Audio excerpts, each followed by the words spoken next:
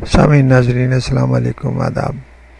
Infection control society کے صحت.net channel سے آپ کا میزبان ڈاکٹر حسن نواب آپ کی خدمت میں حاضر ہے۔ برسات کے موسم کے حوالے سے جو مسائل ہمارے سامنے آتے ہیں ان کے بارے میں آپ تک معلومات پہنچائی جا رہی ہے۔ امراض کے بارے میں آپ کو بتایا جا چکا ہے۔ اس کے علاوہ مچھروں کی تعداد، مکھیوں کی تعداد بے تحاشا بڑھ جاتی ہے۔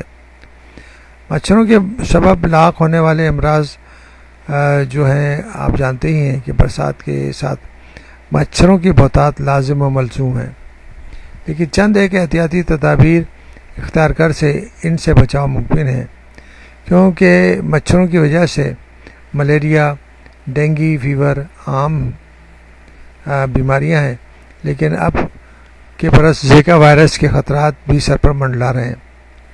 لہٰذا گھر میں صاف پانی ذخیرہ کرنے والے برتن جیسے بالٹی، کنستر، ڈرم، پھول دان اور گملوں کے نیچے رکھے ہوئے برتن پانی کی ٹنکی ڈھانپ کر رکھیں۔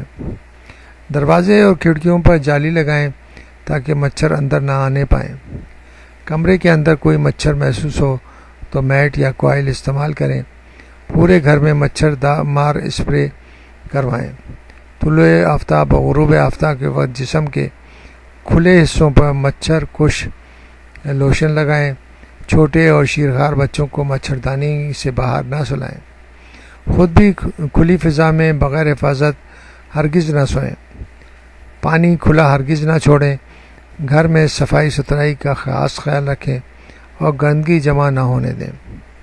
علامات ظاہر ہونے پر فوری طور پر قریبی اسپتال سے رجوع کریں۔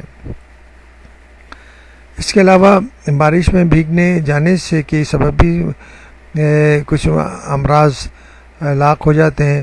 برسات کے موسم میں سانس اور الرجی کے عوارض بھی لاحق ہو سکتے ہیں۔ اس کے علاوہ بارش کے موسم میں بھیگ جانے کی سبب کھانسی، نزلہ زکام اور فلو کی شکایت بھی عام ہو جاتی ہے۔